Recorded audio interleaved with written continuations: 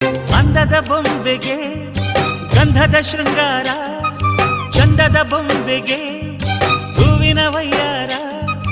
ಬಂಗಾರಕ್ಕೆ ಬಂಗಾರದ ಒಡವೆ ಯಾಕೆ ಹೇಳಿ ತಂದನ, ಹೂವಿಗೆ ಹೂವಿನ ಅಲಂಕಾರ ಯಾಕೆ ತಂದನ. ನಿನ್ನ ನಗುವೆ ಬಂಗಾರ, ಮೌನ ಅಲಂಕಾರ, ನಿನ್ನ ಅಂದವ ನೋಡಿ ನಾನು ಕವಿಯಾಗಲ್ಲ.